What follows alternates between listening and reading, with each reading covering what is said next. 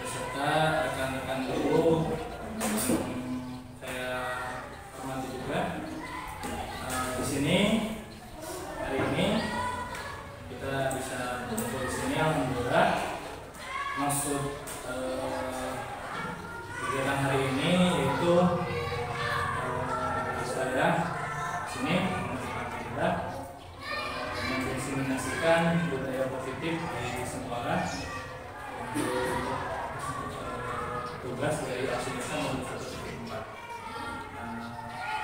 Untuk selanjutnya sebagai pembukaan akan disampaikan oleh kepala sekolah. Semoga Ibu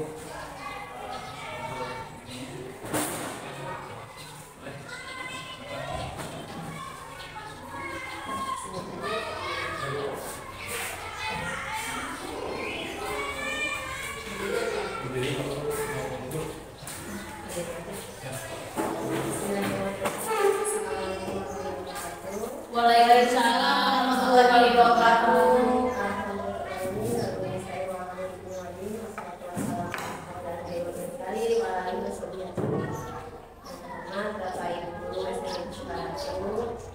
Alhamdulillah pada hari ini kita semua kesehatan sehingga kita bisa untuk berkumpul untuk melaksanakan aksi destinasi budaya positif di sekolah Sinopis Baratu yang akan dilaksanakan oleh Bapak Eka. Nah, mudah-mudahan Bapak Ibu siap mengikutinya sampai selesai, dari awal sampai selesai. Nah, mudah-mudahan kegiatan ini memberikan dampak positif, memberikan manfaat untuk kita semua, dan juga memberikan motivasi kepada guru yang lain untuk kedepannya mengikuti CGP yang selanjutnya. Dari saya ya,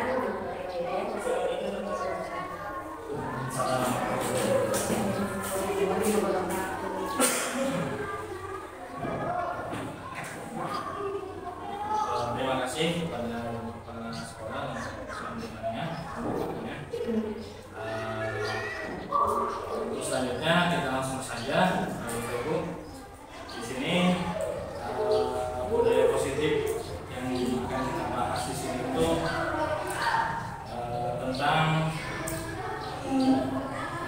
budaya positif di kegiatan di sekolah.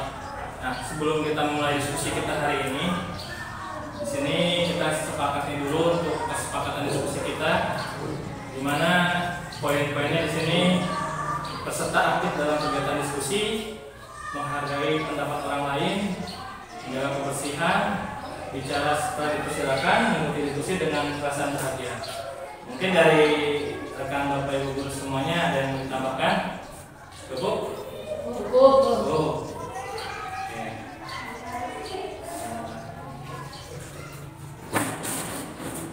Langsung saja. Di sini materi yang akan dibahas dalam budaya positif ini ada beberapa poin. Yang pertama mengenai perubahan paradigma pembelajaran, terus disiplin positif, teori kebutuhan, keyakinan kelas, teori kontrol, teori motivasi, dan segitiga reproduksi. Nah, sebelum kita mulai diskusi kita hari ini, ada sedikit explaining permainan dari saya.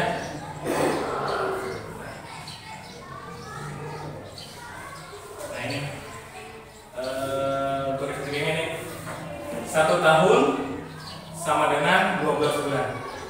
Nah, bulan Januari pergi ke Singapura, bulan Februari pergi ke Denmark, bulan Maret pergi ke mana? Ke Singapura. Kata kuncinya di atas, Bu. 1 tahun sama dengan 12 bulan. Ya. 1 tahun sama dengan 12 bulan.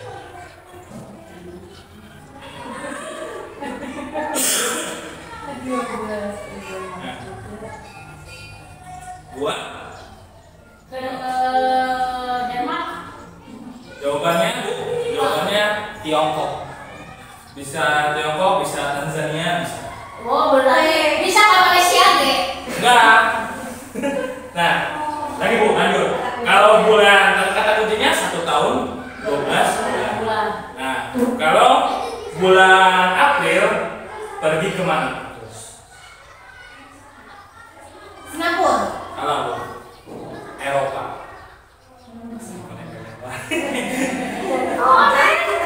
Nah, maksudnya gini, di situ 1 tahun 12 bulan. Ingat huruf pertama dari angka. T. Misalkan Januari itu bulan keberapa? 1. Lain. Habis. Betul. Januari bulan ke-1 kan? Iya. 1 Singapura. S. Huruf depannya doang yang diambil. Oh. Paham ya? Paham ya? Coba. Apa? Coba. Ayo. Bulan Desember pergi kemana? Betul.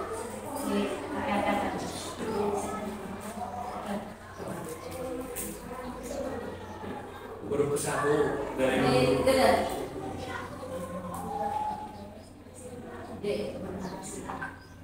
Denmark bisa. Bisa, Denmark. Boleh deh, udah tahu. Bu Nunung, kemana? Enggak. Oke, coba. Coba. Bulan Oktober pergi kemana bulan Oktober? Osaka. Osaka, ya betul. Oke. Osaka. Bukan. Kalau Singapura bisa. Singapura bisa. Kan bulan 10. 10 bisa. Singapura. Jawabannya Singapura Bu Nunung. Jadi lihat dari huruf dari angka pertamanya. Nah, itu info bulan doang dikit. Nah, ini langsung aja ke materi. Di sini kurang jelas. Nah, jelas. Nah, di sini materi yang dibahas itu mengenai pertama itu tadi perubahan paradigma. Nah, di sini ada beberapa teori tentang perubahan paradigma pembelajaran yang disampaikan oleh Dr. William Glasser dalam kontrol teori atau choice teori. Nah, yang pertama itu ilusi bahasa orang dewasa memiliki hak untuk memaksa. Yang kedua itu ilusi mengontrol murid pada dasar kita dapat memaksa murid untuk berbuat sesuatu jika murid tersebut memilih untuk tidak melakukannya. Yang ketiga itu ilusi bahwa kritik dan membuat orang merasa bersalah dapat menguatkan karakter. Yang terakhir itu ilusi bahwa setiap penguatan positif efektif dan bermanfaat. Jadi penguatan positif rujukan atau bentuk kontrol. Ini paradigma perubahan pembelajaran yang diambil dari teori choice theory oleh Dr. William Glasser.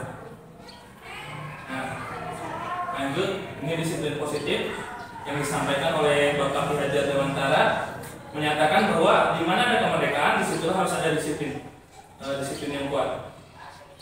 Sungguh pun disiplin itu bersifat self disiplin, yaitu kita sendiri yang mewajibkan kita dengan sekerasnya, tetapi itu sama saja.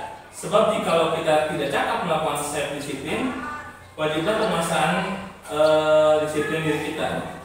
Dan peraturan demikian itulah harus ada di dalam suasana yang merdeka. Maksud di sini jadi untuk mendisiplinkan diri, disiplin melakukan disiplin positif itu berawal dari diri kita sendiri, bukan dari orang lain. Kalau kita sendiri belum bisa mendisiplinkan diri kita sendiri, apalagi mendisiplinkan orang lain. Konsepnya seperti itu maksudnya. Nah, ini untuk disiplin positif, jadi dapat dikatakan merupakan pendekatan mendidik anak untuk melakukan kontrol diri dan pembentukan kepercayaan diri. Sebagai pendidik, tujuan kita adalah menciptakan dan memiliki motivasi intrinsik, bukan ekstrinsik. Anak-anak yang memiliki disiplin diri sehingga mereka bisa berperilaku dengan mengacu pada nilai-nilai kebajikan universal. Ini ada teori kebutuhan dasar. Nah, di sini untuk teori kebutuhan dasar itu ada 4, di mana kebutuhan dasar fisiologi, dari kebutuhan dasar itu semacam kayak kebutuhan untuk diri kita pribadi, dan terus ada rasa aman. Jadi rasa aman, terus ada kebutuhan sosial, rasa cinta, kasih sayang, dan hak kepemilikan, dan terakhir kebutuhan mendapatkan penghargaan. Jadi setiap orang itu memiliki kebutuhan dasar, dan salah satunya ini. Nah, untuk keyakinan kelas, di sini ada nilai kebajikan Di mana kebajikan itu keadilan, kehormatan, kepedulian, integritas, kejujuran, pelayanan, keamanan, kesabaran, tanggung jawab, mandiri, berprinsip, keselamatan, kesehatan. Nah, untuk keyakinan kelas itu sendiri salah satu disiplin positif yang bisa diterapkan dalam membangun budaya positif di sekolah. Jadi menggunakan keyakinan kelas untuk budaya disiplin positif. Ini salah satu pembentukan prosedur keyakinan kelas di sekolah. Ada 4 poin di sini. Mempersiapkan orang sekolah atau murid untuk di sekolah. Lalu kita mencatat semua masukan-masukan para murid. Yang ketiga, susun keyakinan kelas sesuai prosedur. Yang keempat, tinjauan kembali daftar surat pendapat yang sudah dicatat. Jadi kesepakatan kelas itu di sekolah atau di kelas itu kesepakatan bersama dengan murid berarti ya Bu. Kalau dengan orang tua itu berarti kesepakatan sekolah berarti. Nah ini yang selanjutnya mengenai teori 5 posisi kontrol, di mana kita sebagai pendidik di sini memiliki posisi kontrol. Semuanya saya juga pernah melakukan menjadi pemberi hukuman ke anak, di posisi pemberi hukuman ke anak. Yang kedua itu posisi pembuat salah.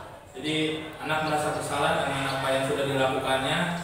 Yang ketiga sebagai teman, terus sebagai posisi pemantau, lalu yang terakhir posisi sebagai mentor. Nah ini ada teori motivasi selanjutnya, yaitu menghindari ketidaknyamanan atau hukuman, mendapatkan imbalan atau penghargaan dari orang lain, lalu menjadi orang yang menghargai dan percaya pada diri sendiri dengan nilai yang diinginkan. Nah ini ada segitiga restitusi. Nah segitiga restitusi itu adalah proses kolaboratif yang mengajarkan murid untuk mencari solusi untuk masalah dan membantu murid berpikir tentang orang seperti apa yang mereka yang diinginkan dan bagaimana mereka harus memperlakukan orang lain. Nah untuk ciri-cirinya ini ada restitusi bukan untuk menebus kesalahan, namun untuk belajar dari kesalahan restitusi memperbaiki hubungan. Nah lanjut, yang kedua itu restitusi adalah tawaran, bukan paksaan. Jadi restitusi ini menuntun untuk melihat ke dalam diri. Yang terakhir, yang ketiganya itu restitusi ini mencari kebutuhan dasar yang mendasari tindakan restitusi diri adalah cara yang paling baik. Lalu yang terakhir itu restitusi fokus pada karakter bukan tindak, restitusi fokus pada solusi. Jadi kita menggunakan cara pendekatan restitusi ini mencari solusi yang baik ketika ada permasalahan di anak tersebut. Nah ini rangka untuk tahapan teori restitusi. Yang pertama itu menstabilkan identitas, validasi tindakan yang salah, menanyakan keyakinan. Nah di sini ada 3, yaitu kita semua akan melakukan hal terbaik yang bisa kita lakukan. Kalau untuk validasi tindakan itu semua perilaku memiliki alasan. Dan itu kita semua memiliki motivasi internal. Jadi menanyakan keyakinan kelas, jadi lebih menanyakan bagaimana langkah selanjutnya yang diambil. Ini segitiga restitusi yang ini. Salah satu tadi menstabilkan identitas, bagaimana kamu punya alasan mengapa melakukan itu. Pertanyaannya, kira-kira setelah apa yang kamu disepakati, salah satunya yang ditanyakan dari permasalahan yang terjadi. Terus, adakah cara yang lebih efektif untuk mendapatkan apa yang kamu butuhkan? Nah, kamu ingin jadi seperti apa? Untuk yang terakhir itu, setiap orang pernah melakukan kesalahan. Nah, kamu satu-satunya yang pernah melakukan kesalahan ini. Jadi menanyakan keyakinannya kepada peserta didik. Ini, di sini ada sedikit contoh Bu, Bapak yang mengenai kasus yang bisa ditangani menggunakan segitiga restitusi. Jadi dalam kasus ini Ibu Dani menjelaskan pelajaran bahasa Inggris pada di papan tulis.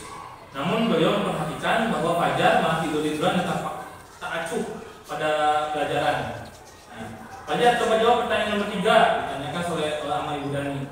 Maju ke depan, kerjakan di papan tulis. Nah, Fajar pun tampak malas-malasan maju ke depan, dan sesampai di depan papan tulis, Fajar hanya diam dan terpaku. Sambil memegang buku bahasa Inggrisnya dan memainkan spidol di tangannya. Ayo Fajar, makanya jangan tidur-tiduran. Lain kali perhatikan. Sudah sana, duduk kembali. Kira-kira siapa yang bisa? Fajar pun kembali duduk dan di bangkunya. Hal seperti ini sudah sering kali terjadi pada Fajar, seperti tidak memperhatikan acuh tak acuh dan nilainya pun terlalu baik untuk pelajaran bahasa Indonesia, tidak terlalu baik untuk pelajaran bahasa Inggris. Pada saat ditegur oleh Ibu Dani, Fajar menjawab, tidak tahu Bu. Ibu Dani pun menjawab diri, gimana kamu Fajar? Kamu tidak kasihan sama ibu, ya? Ibu sudah capek-capek mengajarkan kamu, tidak kasihan sama ibu. Fajar pun diam dan membisu.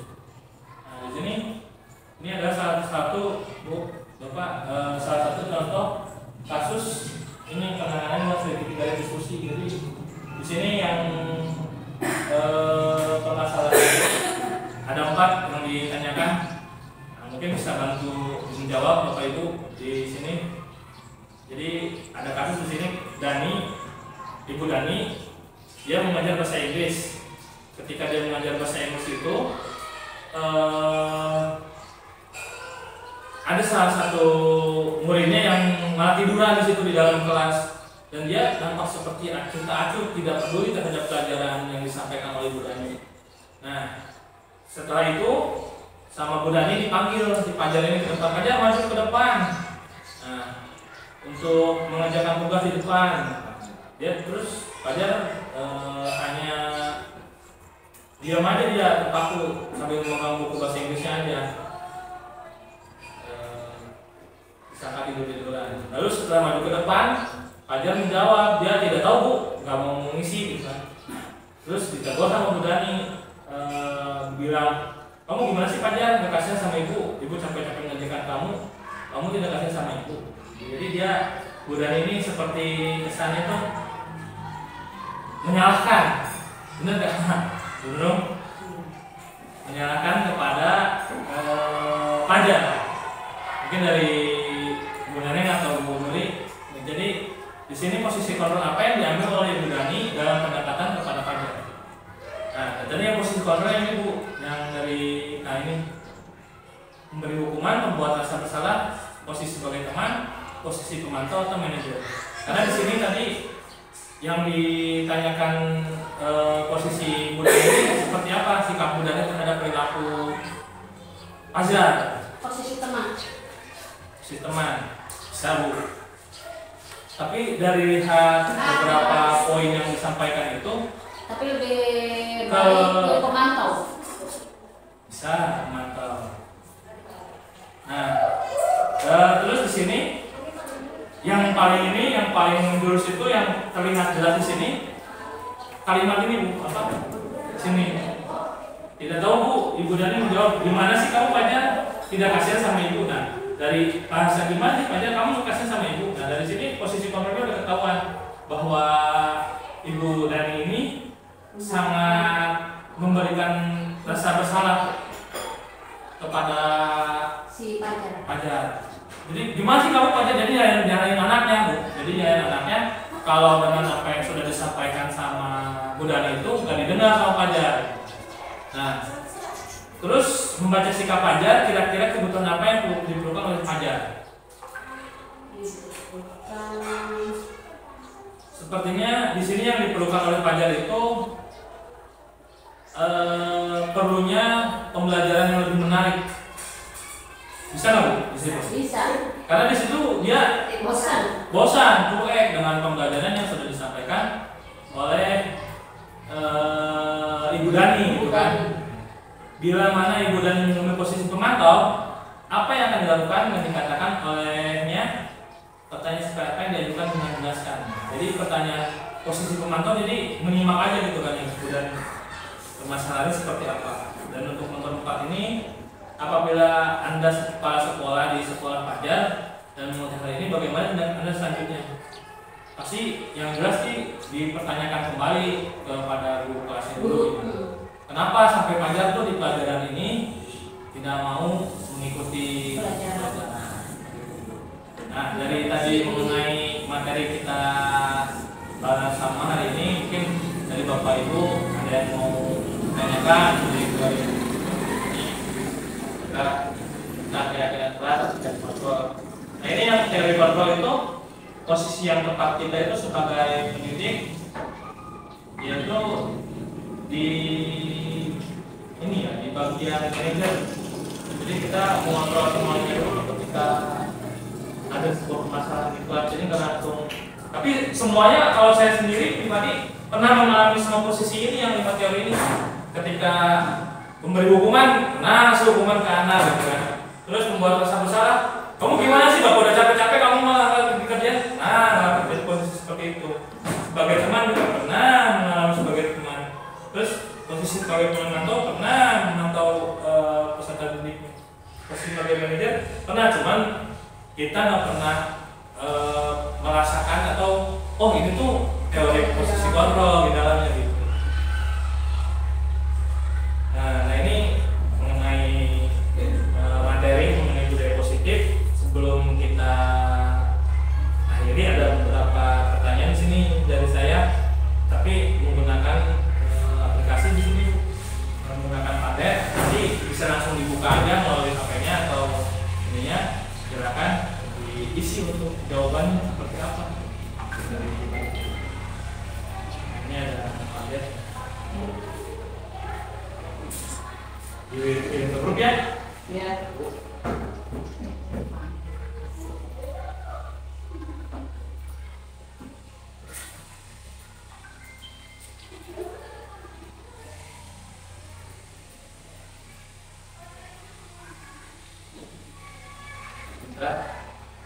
Di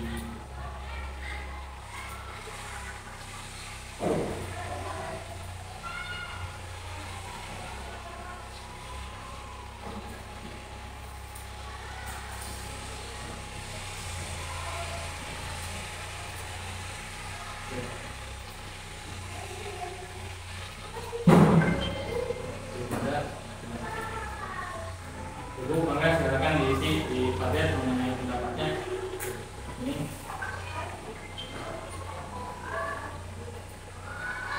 mengenai pemahaman hukuman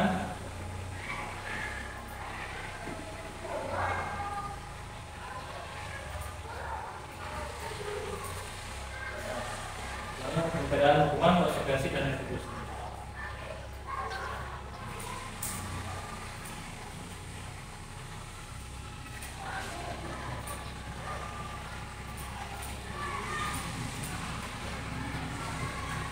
Silakan di itu di sini. Nah ini enggak.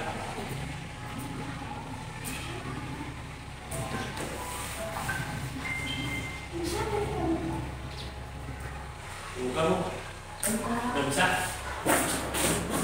Ntar di ini ya di apa? Jadi pakai untuk yang jawabannya siapa tadi? Yang atas apa yang bawah? Di komentar aja dulu. Ditambahkan aja itunya. Yang atas apa yang bawah? Ada 2. Nah ini kan udah kan perbedaan hukuman, perbedaannya ini di Padlet bu.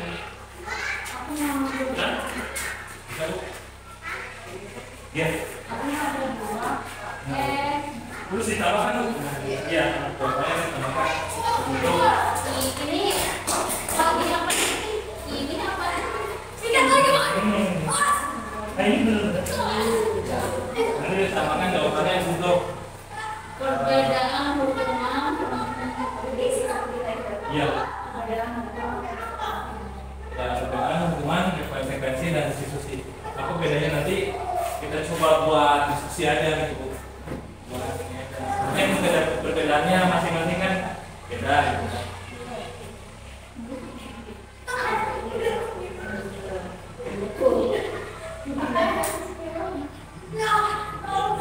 Jadi jawabannya tinggal ditambahkan aja pakai tanda plus itu. Tanda plus kan? Ya, tanda plus ditambahkan gitu kan. Dikasih nama siapa gitu. Nah, untuk ininya nanti kita pakai ini yang majunya yang mau coba pendapatnya siapa? Pilih aja bu ya. Nah, biar rame pakai ini bu. Nah, cocok. Nah, ini nggak ada ya? Berarti cuma Konsekuensi dan Perbedaan hukuman. konsekuensi dan konsekuensi dan perbedaan hukuman, konsekuensi dan eksekusi.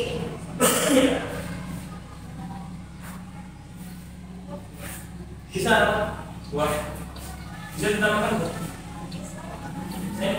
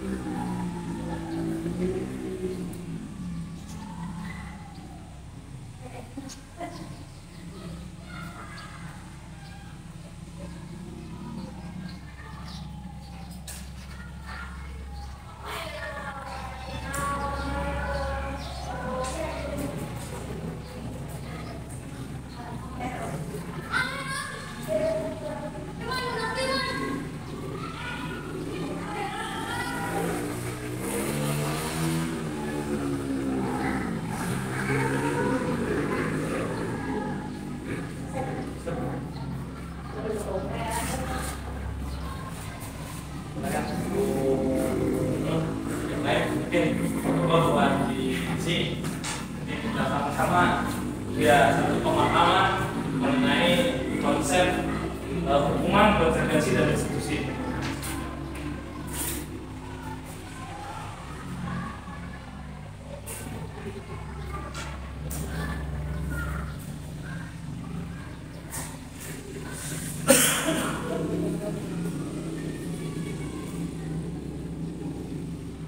Ada yang kecil ya?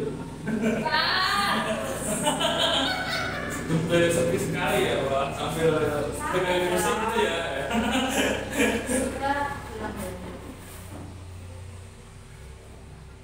Mudah-mudahan bisa ini.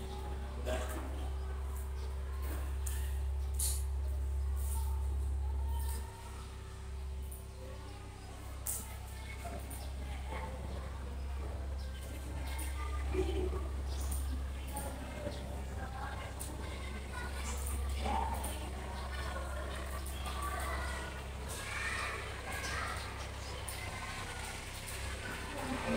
Lihat ini lagi.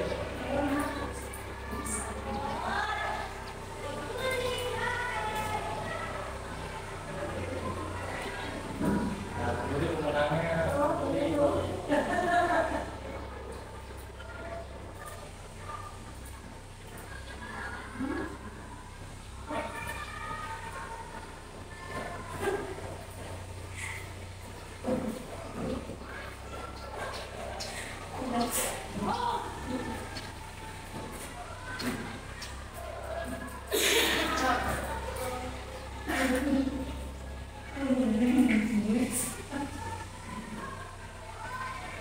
Terus publikasi kan? Substansi. nah itu emang gak ada namanya dari kita lah kita nama kiri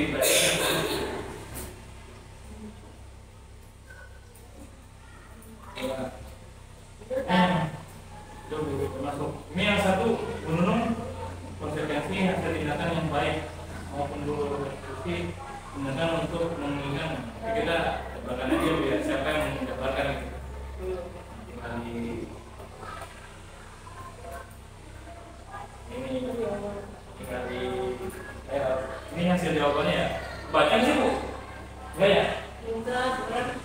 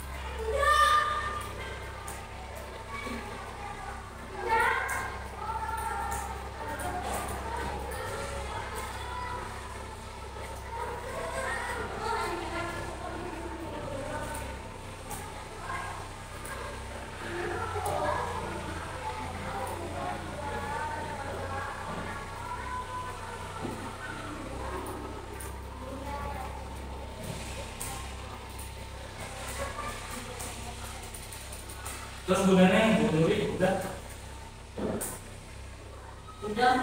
publikasikan ya.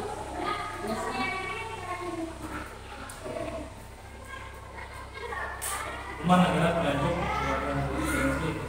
satu lagi Bu Nuri udah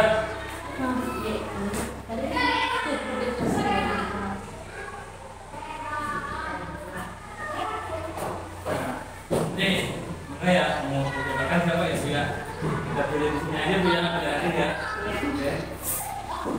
ya siapa yang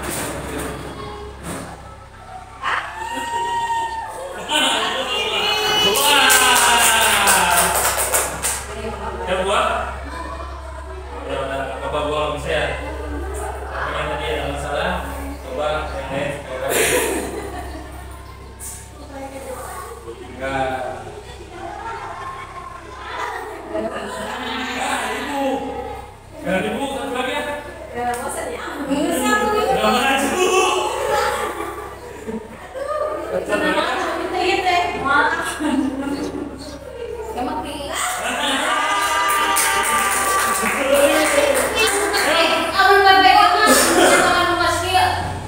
Bu Nuri, ayo.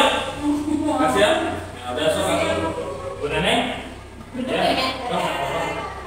Kalau langsung ya, kalau hukuman itu langsung apa? Langsung Bu, langsung. Kalau hukuman itu misalkan Bu Nunung melanggar peraturan, lalu melanggar peraturan yang udah kita sepakati, nah langsung ditindak hukuman. Nah, terus kalau konsekuensi itu Dari awal sudah ada. dampak dari hasil hukuman itu, dampaknya baik apa, baik bagi anak atau baik bagi guru atau bagi yang lainnya. Nah, terus kalau restitusi yaitu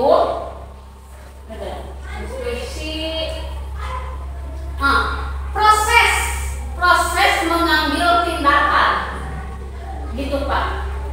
Terima kasih Bu Neneng. Terima kasih Bu. Dari beberapa penekanan itu di situ dari hukuman, konsekuensi dan restitusi itu berbeda dalam penanganannya. Iya. Kalau hukuman itu memberikan hukuman, Sudah ada peraturannya. kalau konsekuensi itu apa yang dia ambil tindakan ada Dampaknya. dampaknya. Kalau restitusi itu prosesnya Proses, melakukan penanganan permasalahan. Iya. Terima kasih Bu Neneng. Iya. Dari yang lain, Bu Nunung? Oh, langsung aja Bu ya. Terima kasih atas partisipasinya Bu Neneng tadi, luar biasa untuk pendapatnya mengenai perbedaan hukuman, konsekuensi dan restitusi. Nah ini terakhir satu lagi ada refleksi. Untuk refleksinya saya menggunakan Jamboard buat masukan dan sarannya. Apabila seperti ini maka Bapak Ibu kembali lagi ngasih tanggapannya, saya kirimkan ke kita lagi untuk tanggapannya seperti apa. Hanya ada dua pertanyaan di sini. Hal apa yang menurut Anda paling menarik saat mengikuti diskusi? Dan keduanya ini berikan masukannya apa yang harus diperbaiki saat berdiskusi. Bisa HCO dia minta akses. Iya.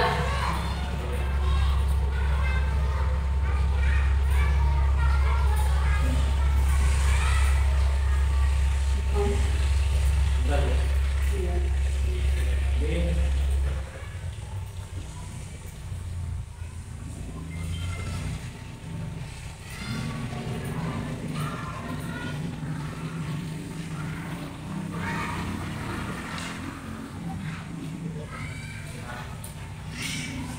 Jadi, refleksi ini maksudnya masukan dari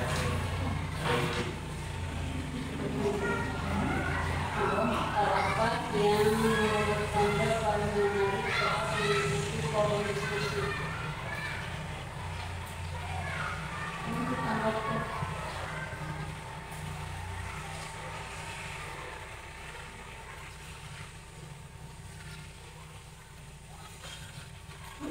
bukan ya? Nggak bisa. Udah Iya, nomor tapi nggak bisa ngedit nulis. tambahkan itu Bu. Mana ada tanda? Stigma. Oh ya kan, itu kan bisa. Oh. Stigma ditambahkan Bu. Ini 2 halaman Bu. 1 halaman ini pertanyaan yang kedua, berikan masukan apa yang harus diperbaiki saat berdiskusi. Yang pertama, hal apa yang menurut Anda paling menarik saat mengikuti forum diskusi? Hipno. Anu mana Pak Eka? Mana? Oh, di bawah iya. Yang kedua kayak gini, warnanya bebas. Oh iya.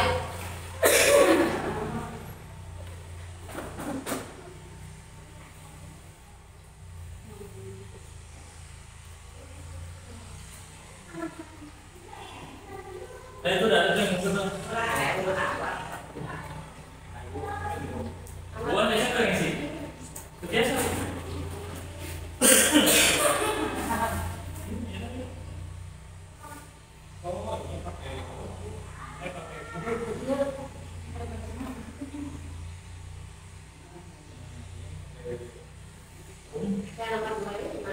Di atas Bu, dikesampingkan. Ada nggak?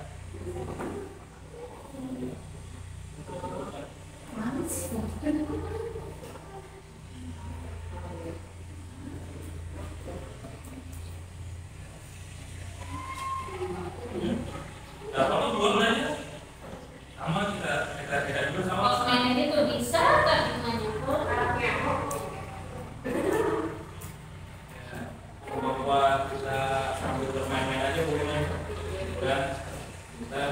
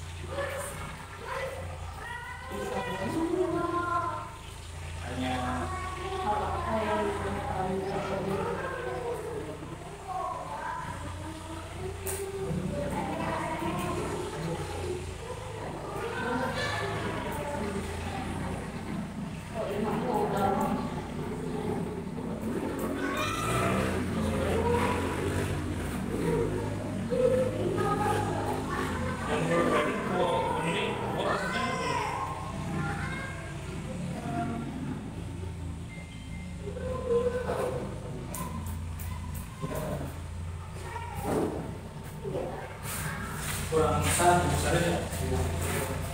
Ini. Ini kamu di atas, Pak. Ya, sok dimasukkan. Kita bisa mengetahui perbedaan ukuran. Udah nih, mana udah nih belum muncul ini? Oh, ini kenapa ditulis tadi siapa ini? Nah, kenapa? Mulai apa ketika anak?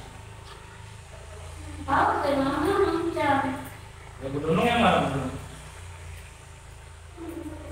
Mana begitu ya? Mana belum ada belum muncul? Ayo pergi segera. Enggak, ditambahkan lagi Bu, jangan ngambil yang ini yang udah ada.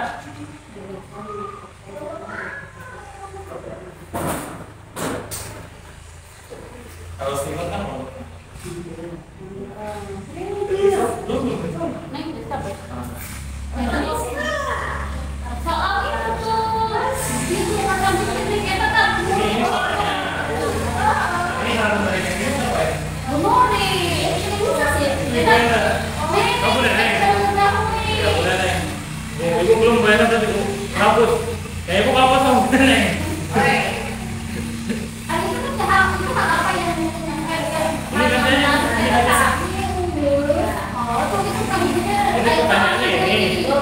Iya kan? Oh itu baru nama dulu. Kasih nama. Nah, mau dapat mau dapat.